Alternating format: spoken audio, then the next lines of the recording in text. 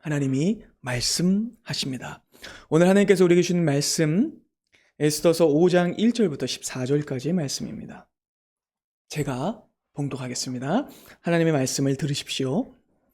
제3일에 에스더가 왕후의 예복을 입고 왕궁 안뜰 곧 어전 맞은편에 서니 왕이 어전에서 전 문을 대하여 왕좌에 앉았다가 왕후 에스더가 뜰에 선 것을 본즉 매우 사랑스러움으로 손에 잡았던 금규를 그에게 내미니 에스더가 가까이 가서 그 금규 끝을 만진지라.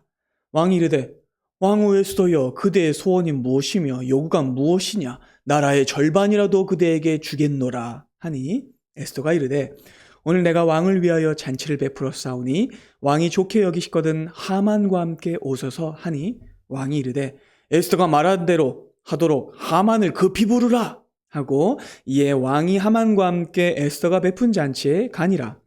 잔치에 술을 마실 때에 왕이 에스더에게 이르되 그대의 소청이 무엇이뇨? 곧 허락하겠노라. 그대의 요구가 무엇이뇨? 나라의 절반이라 할지라도 시행하겠노라 하니 에스더가 대답하여 이르되 나의 소청, 나의 요구가 이러하니이다. 내가 만일 왕의 목전에서 의대를 입었고 왕이 내 소청을 허락하시며 내 요구를 시행하시기를 좋게 여기시면 내가 왕과 하만을 위하여 베푸는 잔치에 또 오소서. 내일은 왕의 말씀대로 하리이다 하니라. 그날 하만이 마음이 기뻐 즐거이 나오더니 모르드게가 대궐문에 있어 일어나지도 아니하고 몸을 움직이지도 아니하는 것을 보고 매우 노하나 참고 집에 돌아와서 사람을 보내어 그의 친구들과 그의 아내 세레스를 청하여 자기의 큰 영광과 자녀가 많은 것과 왕이 자기를 들어 왕의 모든 지방관이나 신하들보다 높인 것을 다 말하고 또 하만이 이르되 왕후 에스더가 그 베푼 잔치에 왕과 함께 오기를 허락받은 자는 나밖에 없었고 내일도 왕과 함께 청함을 받았느니라. 그러나 유다 사람 모르드게가 대궐문에 앉은 것을 보는 동안에는 이 모든 일이 만족하지 아니하도다 하니 그의 아내 세레스가 와 모든 친구들이 이르되 높이가 50규빗 되는 나무를 세우고 내일 왕에게 모르드게를 그 나무에 매달기를 구하고 왕과 함께 즐거이 잔치에 가소서 하니 하만이 그 말을 좋게 여기고 명령하여 나무를 세우니라. 아멘. 에스더 강의 6번째 시간, 오늘 설교의 제목은 원수의 격동과 성도의 차분한 인내입니다. 사람은 살아가면서 여러 가지 실수를 하는데 특히 조급한 마음을 다스리지 못해서 이를 망치는 경우가 왕왕 있습니다. 정말 조금만 더 기다리면 되고 한 번만 더 참았으면 되는데 그걸 못 기다려서 이를 그르친 경우 말이죠. 여러분들에게도 그때 오바만 안 했어도 하는 경우가 있을 겁니다. 하지만 후회한다고 해서 그 일을 돌이킬 수는 없죠. 어쩔 수 없이 집에 와서 이불만 막 발로 차면서 고통스러워합니다. 이런 우리 민낯을 아주 유쾌하게 보여주는 영화 장면이 하나 있는데요. About Time이라는 영화 아세요? 네, 다들 좋아하시는 것 같은데 저도 굉장히 좋아하는 영화예요. 이 영화의 주인공인 팀은요, 과거로 돌아갈 수 있는 시간 여행 능력자예요. 근데 이 능력에 제한이 있어요. 큰 일은 할 수 없다는 거예요. 예컨대 과거로 돌아가서 히틀러를 암살한다거나 그리스 최고의 미인인 트로이의 헬렌을 만난다거나 이런 건 할 수 없어요. 그냥 자기의 삶의 조그만 것만 좀 바꿀 수 있는 시간 능력이 있는 거예요. 성인이 된 팀은요, 이 능력을 사랑하는 사람을 찾기 위해서 사용하기로 합니다. 그래서 이성 앞에서 쪽팔렸던 순간들을 되돌려서 그것들을 만회해요. 그렇게 팀은요, 자기의 흑역사들을 지워가면서 조금씩 찌질한 성격을 벗어가게 됩니다. 그러던 어느 날 여름방학을 맞이해서 여동생의 친구인 샬롯이 2달 동안 집에 머물게 돼요. 근데 샬롯이 너무 예쁜 거예요. 팀은 사랑에 빠집니다. 하루는 온 가족이 해변에 누워서 일광욕을 하는데 샬롯도 누워 있어요. 팀은 돗자리에 딱 누워서 책을 읽는 척을 하고 있습니다. 하지만 신경은 누구에게 가 있었을까요? 네, 샬롯에게 가 있었어요. 그는 마음속으로 은근히 뭔가를 기대하고 있습니다. 그때 샬롯이 팀을 부르고 이렇게 말합니다. 팀, 내 등에 태닝크림 좀 발라줄래? 이래요. 팀은요, 기다렸다는 듯이 자리에서 벌떡 일어나면서 책을 집어던지면서 이렇게 말해요. 물론이지. 그리고는 하찮은 폼으로 뛰어가서 샬롯의 등을 보고 딱 앉습니다. 근데 마음이 어땠을까요? 막 조급하게 뛰는 거예요. 결국 태닝 크림을 샬롯의 등에 발라주려다가 그 크림을 전부 뿌지직 하고 다 쏟아버려요. 망한 거죠. 팀은 사색이 돼서 미안해 그러더니 뒤도 안 돌아보고 집으로 뛰어들어가요. 그리고는 시간을 5분 전으로 돌립니다. 다음 장면에서 팀은 다시 돗자리에 누워 앉아 있어요. 샬롯이 물어봅니다. 팀, 내 등에 태닝크림 좀 발라줄래? 그랬더니 팀은요, 책장을 딱 넘기면서 잠깐만 기다려줄래? 자기 이거 좀 더 보고 가겠다는 거죠. 벌써 좀 폼이 나죠? 그리고 팀은 아주 천천히 여유로운 걸음걸음으로 샬롯에게 가까이 다가가 부드럽게 그 등에 태닝크림을 능숙히 발라줘요. 샬롯은 놀랍니다. 너무 좋은데? 팀은 능글맞게 대답합니다. 이런 건 내 전문이지. 여러분 똑같은 상황인데요. 완전히 분위기가 다르죠. 조급하고 충동적으로 행동했을 때는요. 모양이 다 빠졌고 찌질해 보였어요. 근데 두 번째 기회가 찾아왔을 때 여유를 가지고 행동하니까 상황을 장악하게 됩니다. 그리고 이 행동으로 인해서 팀은요. 뻔하지 않은 남자가 됐고 분위기 있는 남자가 됐고 샬롯은 팀에게 호감을 갖게 됩니다. 이 영화의 감독은 누구나 한 번쯤은 해봤을 법할 상상을 그리고 경험을 이 관객들에게 떠오르게 하는 거죠. 아마 여러분들도 이런 상상을 해본 적 있으실 거예요. 그때 한 번만 더 참고 조급하게 행동 안 했으면 그런 경우 있으시죠? 마음의 격동과 조급함은요, 사람의 시야를 좁게 만들고 이를 망치게 합니다. 하지만 반대로 여유롭게 행동하고 말할 때 사람은요, 더 좋은 기회를 얻고 또 멋까지 챙기는 경우가 많습니다. 자, 여러분 오늘의 본문에는요, 단순히 좋아하는 사람의 등에 크림을 발라주는 정도의 기회가 아니라 자기의 민족 전체를 구출할 절호의 기회가 등장합니다. 에스더는요, 죽으면 죽으리이다 하고 목숨을 걸고 왕 앞에 나아갔는데 기적 같은 일이 벌어졌어요. 아수에로 왕이 허락도 없이 자기 앞에 나온 에스더를 용서해 줬고 오히려 이렇게 말하는 거예요. 내가 너의 소원을 들어주겠다. 절호의 찬스 아닙니까? 에스더는요, 지난 3일 동안 금식하며 맘졸이고 두려움에 떨었어요. 그러니까 지금의 기회는요, 지난 염려와 민족의 위기를 한 방에 해결할 수 있는 찬스 중에 찬스예요. 근데 에스더는요, 왕에게 다짜고짜 자기의 소원을 말하지 않습니다.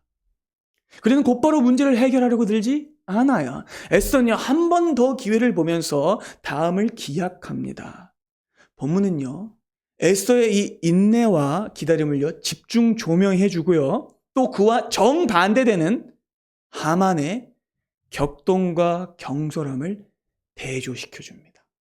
그리고 이를 통해 놀라운 구원의 진리를 우리에게 가르쳐 줘요. 자, 오늘도 본문을 통해서 세 가지를 살펴볼 건데요. 첫 번째, 에스더는요, 죽음의 뜰에서 왕의 은혜를 입었습니다.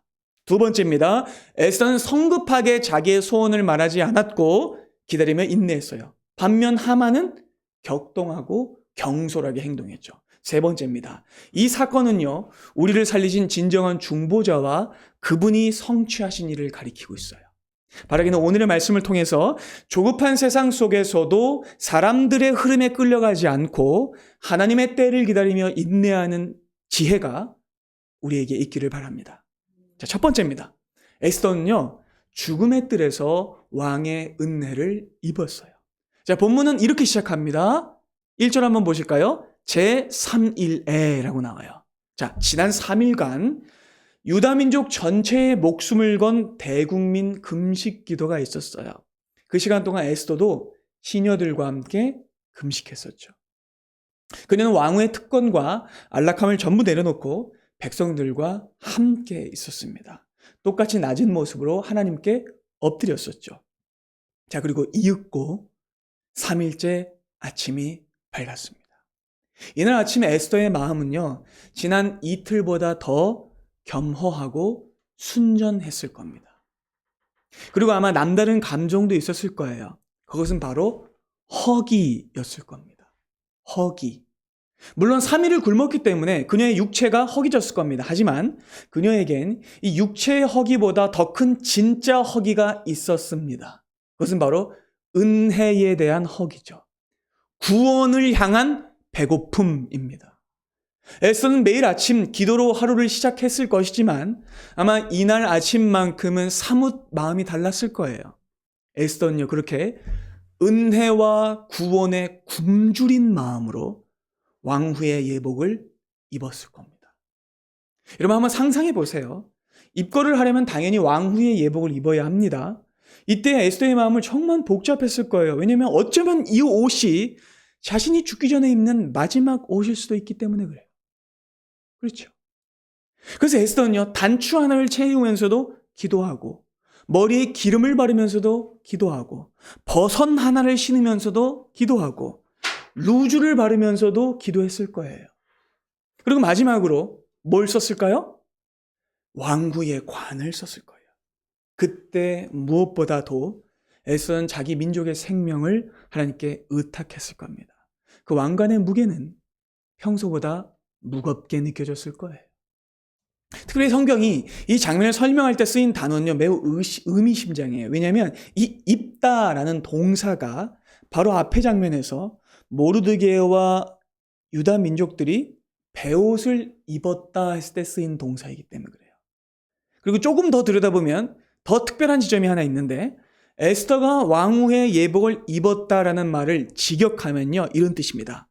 에스더가 왕권을 입었다. 놀라운 표현이죠.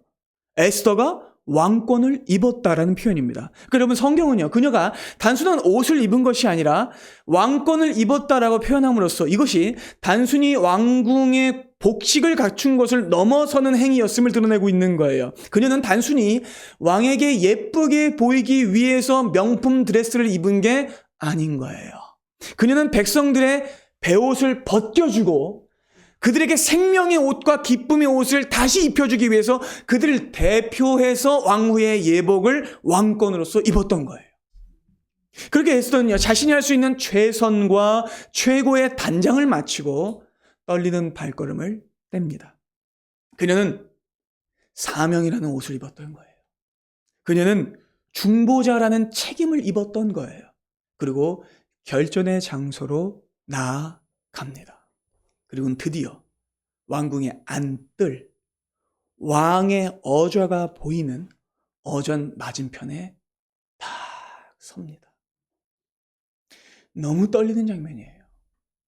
왜냐하면 이것이 금기이자 왕실법을 정면으로 어기는 행동이기 때문입니다. 페르시아 제국 안에서는요, 왕이 부르지 않았는데 왕 앞에 나아갈 수 없었고 그럴 경우에 죽게 됩니다. 그리고 어쩌면 이런 일은요, 일찍이 없었을지도 모르겠어요. 선대의 어떤 왕후도 그 어떤 신하도 감히 이런 행동을 한 적은 없었을 것 같아요. 그런데 에스더가 바로 그 행동을 하고 있는 거예요. 그녀는요, 자신의 목이 달아날 수 있음에도 불구하고 목숨을 걸고 금지된 장소 한가운데로 뚜벅뚜벅 걸어 들어가는 거예요. 여러분, 이때 에스더의 마음은 어땠을까요? 조마조마한 정도가 아니었을 거예요. 그녀는 숨이 멎을 듯 두려우면서도 동시에 하나님을 향한 굳건한 마음이 뒤섞인 아주 복잡한 마음이었을 거예요. 그러니까 만약 제가 영화 감독이고 이 장면을 영화로 만든다면요, 엄청난 서스펜스를 일으키는 배경음을 깔고 에스더가 걸어 들어가는 장면을 뭘로 잡을까요? 슬로우 모션으로 잡을 겁니다.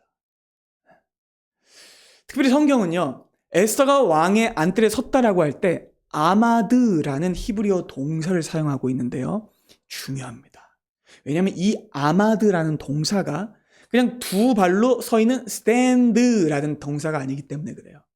이 동사는요, 동작 동사나 상태 동사가 아니고요, 법정적 용어예요. 뭐라고요? 법정적 용어. 죄인이 심판관 앞에서 자기에게 내릴 판결을 기다릴 때 쓰이는 동사예요. 예컨대 열왕기상을 보면 두 창기가 있었는데 아이를 둘 다 낳았죠. 근데 한 아이가 밤에 자는 동안 죽게 됐죠. 그리고 이 아이가 자기 아이라고 막 싸우는 장면이 등장합니다. 그때 누구 앞에 가갑니까? 솔로몬 앞에 갔어요. 그때 이들이 재판받기 위해 섰다 할 때 쓰인 동사가 아마드예요. 뿐만 아니라 이스라엘 백성들이 금송아지를 만들었습니다. 하나님 앞에 범죄했죠. 그때 하나님이 이스라엘 백성들 전부 다 광야에서 멸하시려고 할 때 누가 주님 앞에 엎드렸어요? 모세가 하나님 앞에 엎드렸어요. 그때 모세가 하나님 앞에 엎드리면서 중보할 때 쓰였던 동사가 아마드였어요.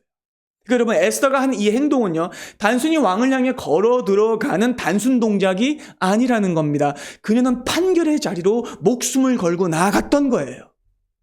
그리고 이건 영적인 눈으로 보면 아수에로 왕 앞에 서는 것이 아니었어요. 이것은 사실은 에스더와 유다인 전체의 생명을 판결하실 진짜 심판자이신 누구 앞에요? 하나님 앞에 서 있는 행동이었어요. 그렇게 에스더는요, 수많은 백성들의 목숨을 자기 어깨에 짊어지고 홀로 두려운 자리로 나아간 거예요. 그때 문을 향해 앉아있던 아수에로 왕이 뜰에 선 에스더를 딱 보게 됩니다. 2절은요, 그 찰나의 순간을 이렇게 기록하고 있어요. 함께 보겠습니다. 읽어볼까요? 시작. 영웅 에스더가 뜰에 선 것을 본즉 금규를 그에게 내미니 에스더가 가까이 가서 그 금규꽃을 만진지라. 여러분, 3일 밤낮을 물 한 모금 안 마셨어요. 그렇게 금식한 여인이 아름답고 사랑스럽게 보일 수 있을까요? 아닐 거예요. 눈은 퀭하고 피부는 푸석하고 피로가 얼굴에 가득해야 정상이에요. 그런데 그 에스더를 본 순간 아하수에로 왕의 마음속에 알 수 없는 사랑의 감정이 용암처럼 끓어오릅니다. 원문을 직역하면요, 이런 뜻이에요. 에스더가 왕의 눈에서 은혜를 얻었다. 그렇다면 여러분, 이건 누가 하신 걸까요? 하나님이 하신 겁니다. 왜요? 은혜를 얻었기 때문에. 하나님께서 이 무정하고 분에 빠지고 감수성이라고는 하나도 없는 왕의 눈을 열어 에스더를 예쁘게 보게 하신 거예요. 근데 여러분, 이게 다가 아닙니다. 이 장면 안에는요, 정말 놀랍게도 아하수에로 왕의 상처 입은 심리까지 만지시는 하나님의 섭리가 들어가 있어요. 여러분 생각해 보세요.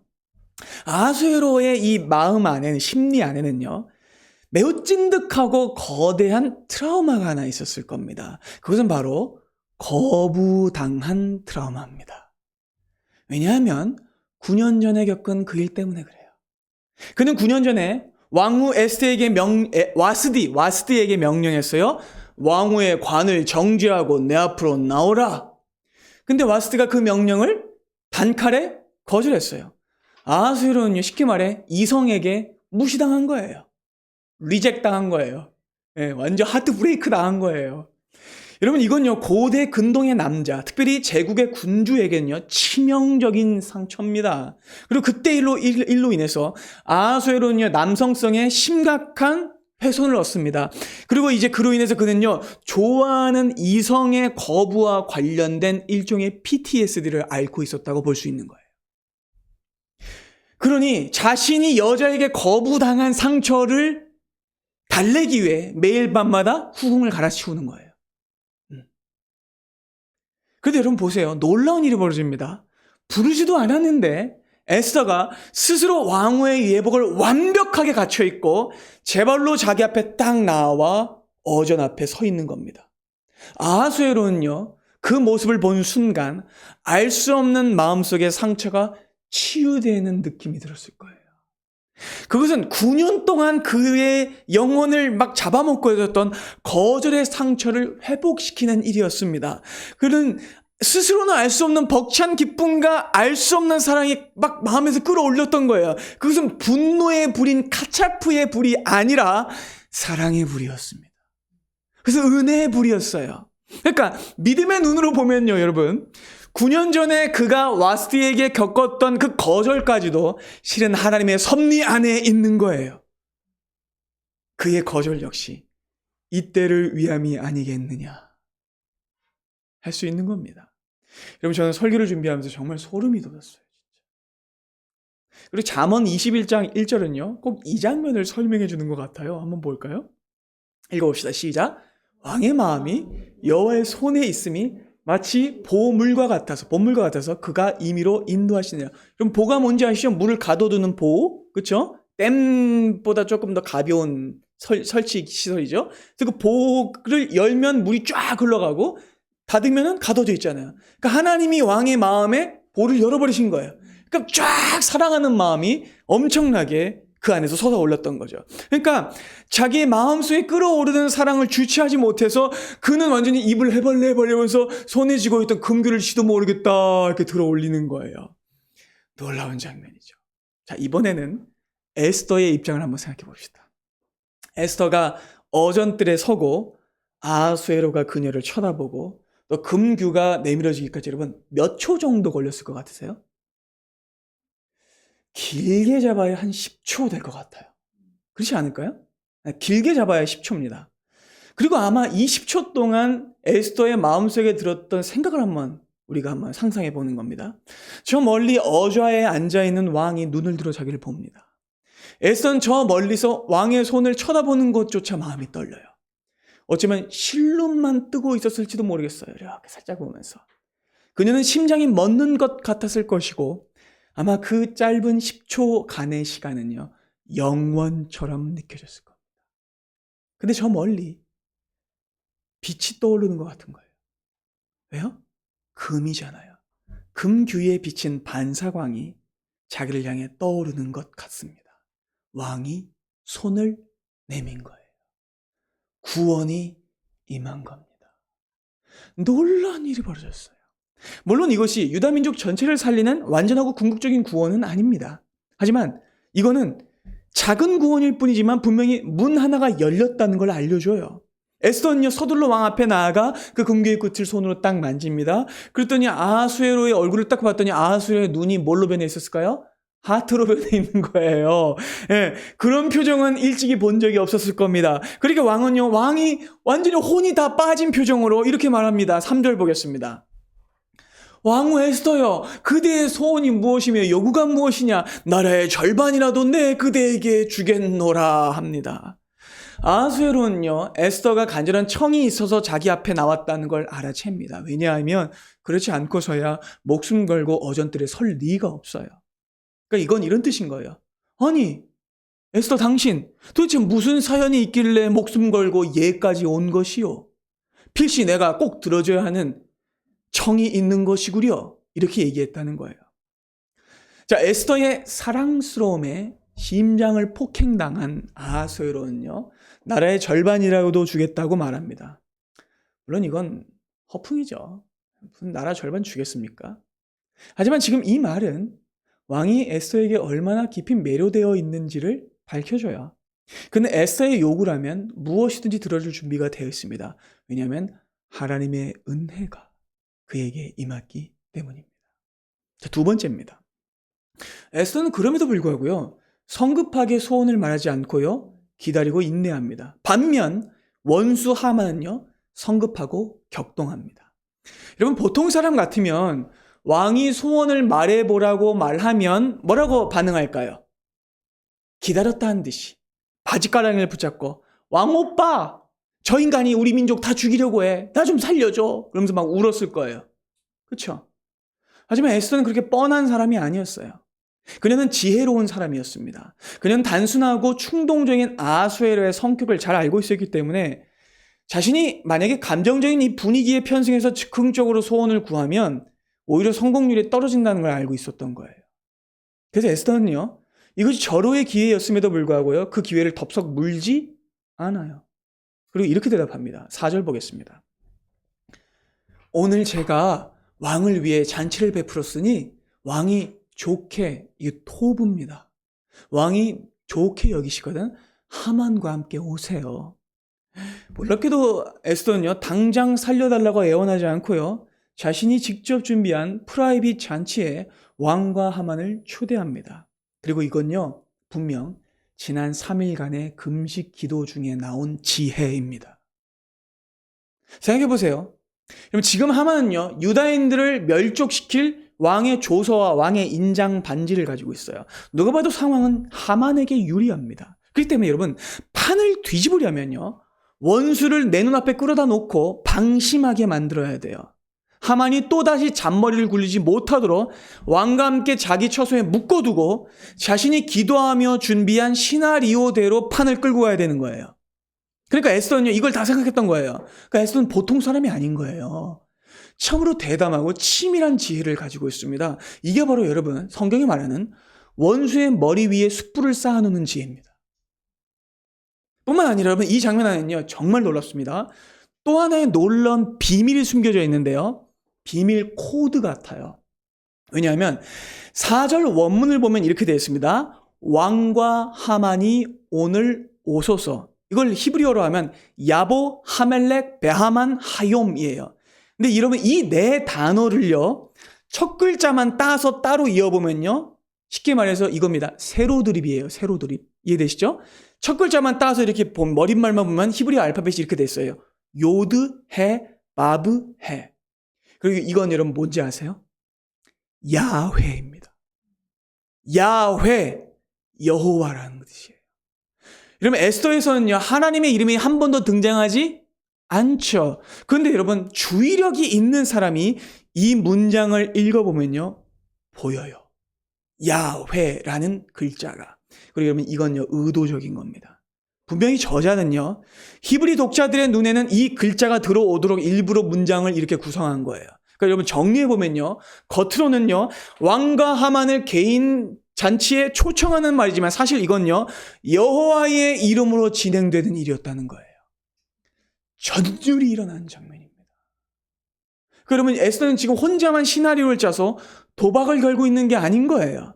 그녀는 보이지는 않지만 모든 역사와 지금의 상황을 주관하시는 여호와 하나님의 섭리를 믿으며 그 안에 있었던 겁니다. 또 다음 장면을 보죠. 이 초대를 받은 두 남자의 반응이 상당히 재미있습니다. 술과 잔치라면은 사죽을 못 쓰는 아하수에로 왕은요 귀가 입에 걸려요. 사랑스러운 에스더가 자기를 위해 특별 잔치를 준비해 왔대요. 얼마나 신이 났을까요? 그러니까 대답도 안 하고 이렇게 소리치는 거예요. 보통은 대답하잖아요. 그래, 네, 가겠다. 이렇게 정상이네. 근데 그 대답도 안 해요. 여봐라, 하만을 급히 부르라! 라고 이렇게 얘기하는 거예요. 참 가벼워요. 그죠? 자, 한편, 부름받은 하만은 어땠을까요? 세상에 왕과 왕비만 있는 프라이빗 잔치에 자기만 초대받았대. 얼마나 어깨에 뽕이 올라갔을 거예요. 어깨가 머리 끝까지 이렇게 올라갔을 거야. 그렇게 해서 나는 역시 제국의 이인자야. 왕이 될 날도 멀지 않았지. 내가 왕이 될 상인가. 막 이러면서 입궐했을지도 모르겠어요. 자, 그렇게 세 사람의 기가 막힌 잔치가 시작됩니다. 아마 왕과 하만은 개걸스럽게 그 진수성찬을 막 먹어치웠겠죠. 근데 여러분, 한번 생각해 봅시다. 에스더는 거기서 음식을 먹었을까요? 안 먹었을까요? 안 먹었을 것 같아요. 그렇죠? 여러분도 같은 생각이시죠? 아마 거의 입에 대지 못했을 거예요. 왜냐하면 왕의 비위를 맞추고 하만을 수발들어야 하기 때문입니다. 그는 지금 3일을 꼬박 굶었기 때문에 누구보다 배가 고팠을 거예요. 정말 앞에 있는 거 뼈다귀까지 씹어 먹을 수 있었을 거예요. 하지만 그녀는 초인적인 인내심으로 육체의 허기를 참습니다. 왜요? 진정한 허기인 구원의 허기를 채워야 하기 때문입니다. 자, 이제 어느 정도 끝나고 이제 분위기가 무르익어요. 이제 6절 보겠습니다. 잔치에 술을 마실 때가 된 거예요. 이제 디저트 타임이 된 거죠. 왕이 에스더에게 말합니다. 그대의 소청이 무엇이뇨? 곧 허락하겠노라. 그대의 요구가 무엇이뇨? 나라의 절반이라도 내 시행하겠노라 해요. 이 술이 들어가고 이제 알딸딸해지니까 기분이 더 좋아진 거예요. 아하수에로는요, 막 안달이 나 있어요. 에스더가 이뻐 죽겠는 거야. 그래서 뭐라도 해주고 싶은데 말을 안 해. 그래서 대체 무슨 소원이길래 이렇게 뜸을 들이는 건지 궁금해 미치겠는 거예요. 그러니까 또다시 나라의 절반이라도 주겠네 라고 하면서 허풍을 떠는 거예요. 근데 이 말을 들은 에스더의 대답이 기가 막힙니다. 7절부터 보죠. 저의 소청, 저의 요구는 이렇습니다. 제가 만약 왕의 목전에서 은혜를 입었고 왕이 저의 소원을 허락하시며 제 요구를 시행하시기를 토부하게 여기시면 제가 왕과 하만을 위해서 베푼 잔치에 한 번 더 오세요. 내일은 제가 제 소원을 말할게요. 이렇게 하는 거예요. 이게 하는 거예요. 기가 막힌 답변입니다. 진짜. 왜냐하면 이것이 아수에로가 처음 듣는 식의 대답이었을 것이기 때문입니다. 왜냐면요, 아수에로의 주변, 이 페르시아의 조정 안에는요, 아첨꾼들이 가득해요. 어떻게든 떡고물 얻어먹으려는 속물 같은 인간들이 가득합니다. 뻔하고 거기서 거기인 사람들 투성이에요. 근데 에스더는 달라요. 뻔하지 않고 우아합니다. 참을성이 있어요. gorgeous and elegance인 거예요. 그리고 한다는 말이 왕께서 저를 어여삐 보신다면 내일 저의 잔치 한 번 더 와주세요. 그러니까 아수의 영혼이 털리는 거예요. 영혼이 털려. 그러니까 왕의 호기심과 애간장은요. 극도에 달합니다. 그럼 에스더는 왜 당장 말하지 않았을까요? 왕의 마음이 지금 좋기는 하지만 그가 단순하고 충동적인 인물인 걸 알았기 때문에 그래요. 만약 그 자리에서 다짜고짜 유다인 멸족 조서에 대한 말을 꺼냈다간 앞에 누가 있어요? 하만이 있어요. 그 눈치 빠른 뱀 같은 인간이 뱀 같은 혀로 빠져나갈 수 있어요. 그래서 에스더는요, 왕을 확실하게 자기 편으로 만들고 하만을 방심하게 만들어서 시편의 표현입니다. 적의 염통에 화살을 꽂기 위해서 하나님의 때를 기다린 겁니다. 그래서 차분히 인내한 거예요. 여러분, 우리는요, 너무나 쉽게 조급해야 합니다. 내 인생의 문제가 당장 풀리기를 바라고요.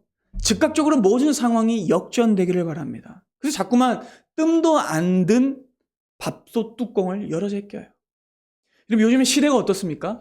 AI가 단 몇 초 만에 긴 글을 성공적으로 써주고요. 쇼츠와 릴스가 15초 만에 우리의 뇌에 도파민을 쏴줍니다. 기다림과 인내가 실종된 시대죠. 조급함과 격동함은요, 그러나 우리의 영혼을 황폐하게 만들고 이를 그르치게 만듭니다. 우리의 해마가 짧아지게 만들어요.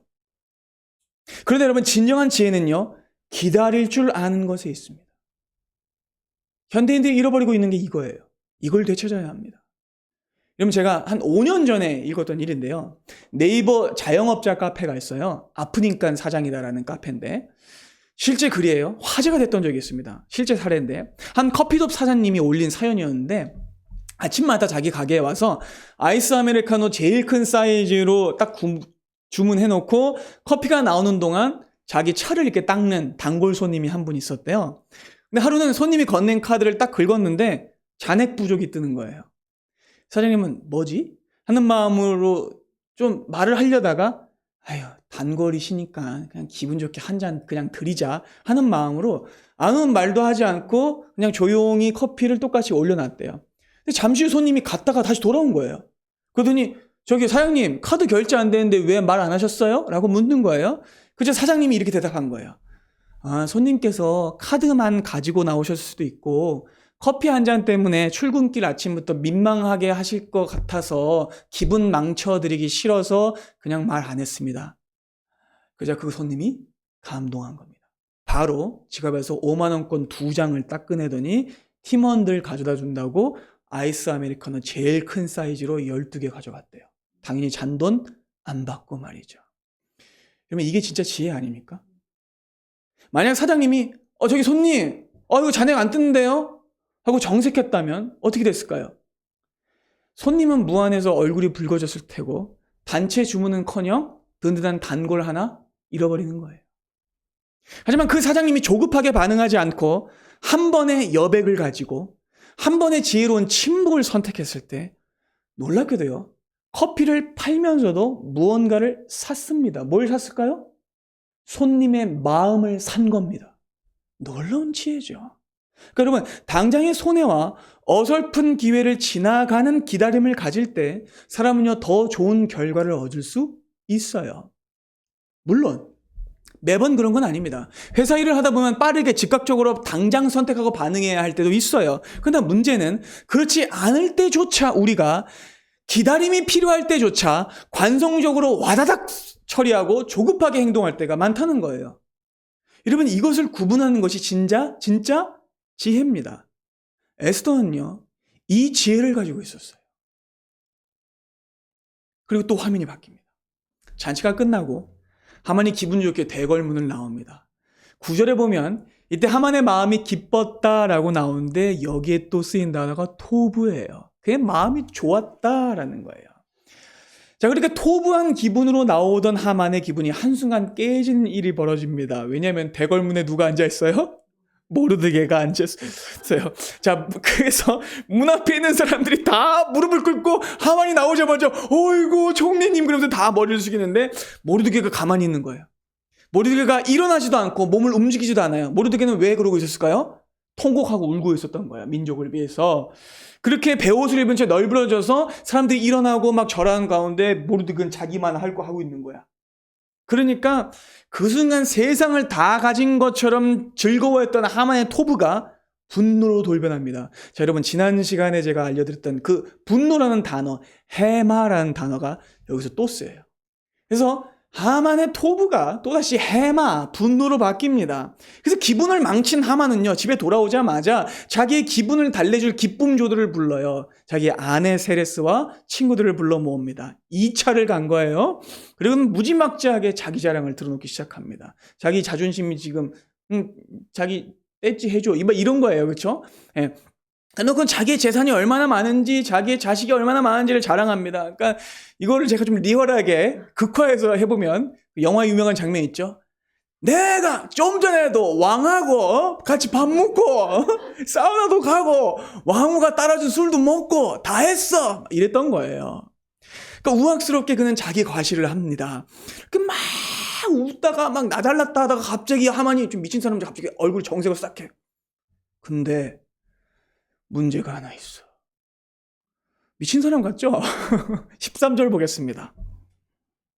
그러나 유다 사람 모르드게가 대궐문에 앉은 것을 보는 동안은 이 모든 일이 만족하지 아니하도다. 여러분 여기서도 되게 예민한 부분이나 만족하지 아니하도다 할 때에 이 말이 가치 없다라는 말이에요. 자, 하만은 예전에 왕에게 유다인들을 멸족시키자는 말을 할 때에 왕에게 가치 없는 민족이 있습니다라고 말했어요. 그 단어가 똑같이 써요. 그러니까 자기가 지금 모르드게를 죽이지 않으면 자기가 가치 없는 인간이 된다는 거예요. 근데 여러분 희한하게요. 이 말이 예언적인 말이 됩니다. 나중에 가면 그는 모르드게를 죽이지 못하게 되고요. 가치 없는 모습으로 생을 마감하게 돼요. 그러니까 말을 잘해야 되는 거예요. 자, 어쨌든 하만의 말을 들은 아내 세레스가 제안을 하나 해요. 여보, 우리 집 앞마당에 높이가 50규빗이나 되는 나무 장대를 세웁시다. 그리고 당장 내일 아침에 밝자마자 왕에게 가서 그 모르드게 놈을 장대에 매달아 죽이게 해달라고 요청하세요. 라고 한 거예요. 자, 아내도 똑같이 제정신이 아니죠. 자, 여러분 이게 얼마 정신 나간 말이냐고 하면 50규빗은요. 아파트 9층 높이입니다. 25m가량 됩니다. 고고학적 연구에 의하면 당시 페르시아 수산성의 일반 백성들이 사는 집의 높이는 기껏해야 1, 2층이니까 높아야 3m에서 6m예요. 근데 도시 한복판에 25m짜리 사형 틀을 세우겠다는 겁니다. 그렇다면 여러분 이건 이런 뜻인 거예요. 하만의 심기를 거스리고 하만의 가족을 건드리는 놈은 다 이렇게 된다라는 거예요. 더 소름 돋는 사실이 있는데 그것이 무엇이냐면 이 25m짜리 장대가 수산성 최고의 건물인 왕궁보다 높았을 거라는 겁니다. 연구에 의하면 언덕 위에 세워진 페르시아 왕궁의 돌 기둥 높이가 21m 정도예요. 그런데 그 왕궁 기둥보다 높게 하만이 장대를 세운 거예요. 그러니까 여러분 지금 이 말은요. 하만과 그의 아내가 제국의 최고 권력자인 아하수에로 왕의 시야와 왕궁의 스카이라인까지 침범하면서 자기 권력을 과시했다는 말인 거예요. 그러니까 그의 가족들은요, 이성을 잃고 교만으로 날뛰고 경박스럽게 경솔하게 이렇게 하고 있는 거예요. 그리고 흥미롭게 또 14절은요. 하만은 이 아내 악처 헤레스가 한 악랄한 말을요. 토부하게 여겼다고 또 나와요. 그리고 그 즉시 그 밤에 이 야밤에 술 먹다가 갑자기 목수를 불러서 진짜 집 앞마당에 25m짜리 장대를 세워요. 이런 본문에 등장하는 극명한 대조를 한번 생각해 보세요. 에스더는요. 수많은 백성들을 살리기 위해 자기의 목숨을 내던졌습니다. 그녀는 3일 동안 기다리면서 하나님의 은혜를 구했고 절호의 기회가 찾아왔을 때조차 한 번 더 기다렸어요. 하나님의 때를 구했습니다. 끝까지 차분히 인내했죠. 반면 원수 하만은 어떻습니까? 자기 알량한 자존심을 채우고 무고한 사람을 죽이기 위해 3일은커녕 반나절도 못 기다립니다. 격동하죠. 그의 마음은 경솔하고 교만하게 날뛰고 있어요. 마지막 세 번째입니다. 자, 이 모든 사건은 우리를 살리실 진정한 중보자와 그분이 이루실 일을 가리키고 있습니다. 여러분, 다시 한번 오늘 이야기 전체를 한번 생각해 볼까요? 제국의 법은요, 강력하고 엄혹했습니다. 예외를 허용하지 않았어요. 왕이 부르지 않았는데 그 앞에 나가면 그 사람은 죽을 수밖에 없습니다. 세상 나라의 법도 이렇게 엄격합니다. 여러분, 그렇다면 진정한 왕이자 온 우주의 심판관이신 하나님 앞에 감히 사람이 나아갈 수 있을까요? 없습니다. 불가능해요. 거기엔 예외가 없습니다.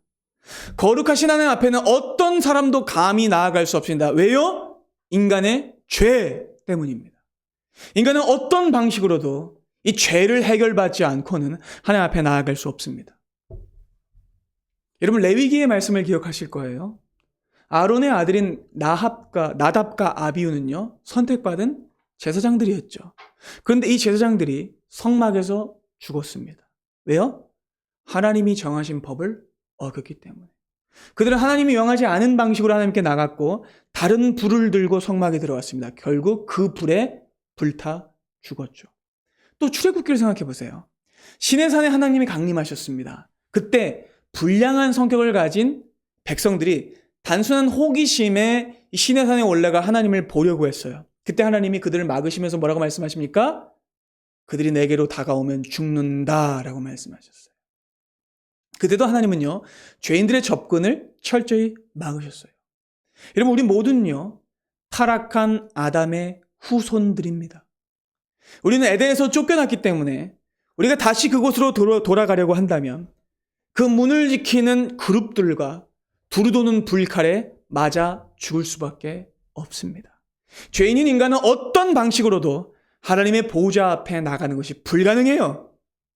그런데 본문을 보면 굳게 닫혀있던 왕의 뜰이 열리고 부름을 받지 못했던 사람이 왕에게 나아가 생명을 얻게 되는 놀라운 기적이 일어납니다. 어떻게 그 일이 가능했을까요? 오늘의 본문은요, 두 개의 상징물을 통해 어떻게 이 일이 가능하게 되는지를 우리에게 설명해 줍니다. 본문 안에는요, 들어 올려지는 상징물이 두 가지 등장해요. 첫째, 금규가 들어 올려졌습니다. 둘째, 하만이 모르드게를 매달기 위해 들어 올린 죽음의 나무 장대입니다. 이 두 가지 상징물들을 살펴볼 때 우리는 죄인을 저주하여 매다는 심판의 나무 장대가 들어 올려짐을 통해 자격 없는 자를 위해 은혜의 금규가 들어 올려졌음을 보게 됩니다. 이 두 가지 일이요, 하나로 모여지는 장소가 있습니다. 어디일까요? 십자가입니다. 본문 안에는 그리스도의 중보 사역을 떠올리게 하는 상적 이미지들이 가득해요. 먼저 에스더를 생각해 보세요. 에스더는요, 화려하고 아름다운 왕후의 예복을 입고 왕 앞에 섰습니다. 그러나 우리를 구원하신 진짜 중보자는 어떤 모습으로 하나님 앞에 서셨습니까? 그분은 화려한 예복은커녕 발가 벗겨진 모습으로 장대에 달리셨습니다. 그분은 로마 군병들에게 겉옷뿐만이 아니라 속옷까지 빼앗기셨어요. 그리고 그 모습은 에스더처럼 사랑스럽고 아름다운 모습이 아니었습니다. 그분의 모습은 추했고 피투성이었으며 눈으로 볼 수 없는 지경이었습니다. 에스더는 아하수에로 왕에게 너의 소원이 무엇이냐라는 말을 들었습니다. 친절한 말을 들었죠. 그러나 예수께서는요, 자기를 심판한 총독 빌라도에게 모욕의 말을 들으셨습니다. 은혜를 입지 못하셨어요. 그분은 채찍에 맞아 살점이 떨어져 나가셨고 온몸이 피투성이가 된 처참하고 흉측한 모습으로 총독 앞에 서셨고 죽음의 장대에 매달리셨습니다. 에스더는 왕이 금규를 내밀어 주기를 기다리며 고작 10초 정도의 시간 동안만 죽음의 공포를 느꼈을 뿐입니다. 그러나 우리 주 예수께서는요, 절망과 고통 속에서 실제로 6시간 동안 십자가에 매달려 죽어가셨습니다. 에스더는 비록 홀로 왕의 뜰에 서 있었지만 그녀의 뒤에는 3일 밤낮을 그녀를 위해 기도한 동족들의 기도가 있었습니다. 그러나 우리 주 예수께서는 나무 장대에 매달려 죽으실 때 철저히 혼자셨습니다. 그분의 제자들은 모두 도망쳤고 그분은 쓸쓸히 호흡이 끊어지셨습니다. 그럼 무엇보다 그분은 나무 장대 위에서 그토록 사랑하시던 하나님 앞에 철저히 외면당하셨습니다. 주님은 버림받으셨죠. 그 이유는요, 주님의 소원 때문이었습니다. 저와 여러분들을 살리는 바로 그 단 하나의 구원의 소원 말입니다.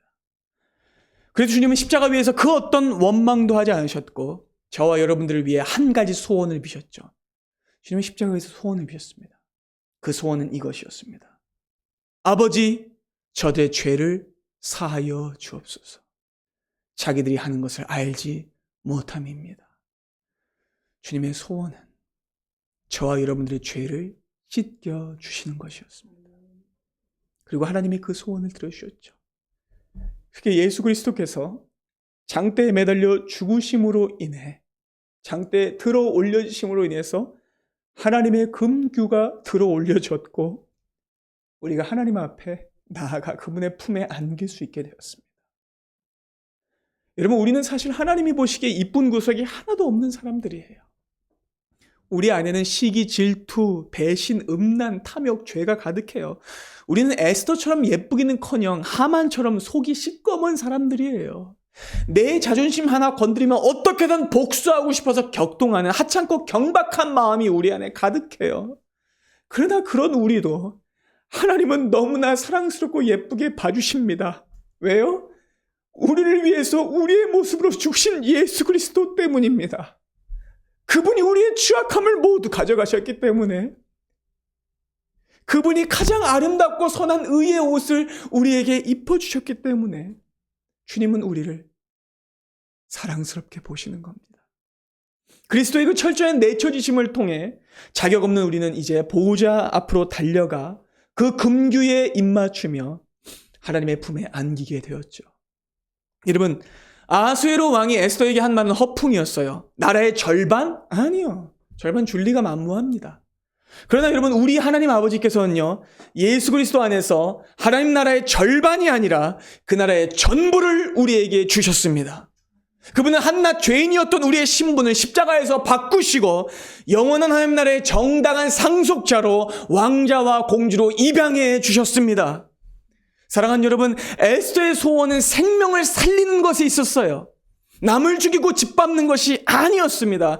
또한 그리스도의 소원 역시 그것이었습니다. 저와 여러분들의 생명을 살리는 것이 그분의 소원이었습니다. 그렇다면 그 소원을, 그 은혜를 입고 그 은혜의 보좌 앞에 나아가게 된 우리의 소원은 무엇이 되어야 할까요? 우리의 소원 역시 사람을 살리는 것이 되어야 합니다. 나의 욕심과 교만과 죄를 나무 장대에 매달아 죽이고 인내하고 기다리며 주변 사람들을 살리는 것이 되어야 합니다. 여러분, 살다 보면 억울한 일, 역경, 눈물, 고난 반드시 찾아옵니다. 하지만 그때 하만처럼 혈기 부리고 격동하지 마세요. 경솔하게 행동하고 말하지 마세요. 인내의 옷을 입으시고 십자가를 생각하십시오. 완전한 중보자이신 그리스도를 바라봄으로 잠잠히 기도하며 하나님의 위대한 소원을 이루기 위해 여러분의 삶을 헌신하십시오. 바라기는 새롭게 시작되는 이 한 주, 격동하고 조급한 세상을 거스르며 잠잠히 하나님의 때를 기다리고 사람을 살리는 구원의 역사가 우리 모두에게 있기를 바랍니다. 기도하겠습니다.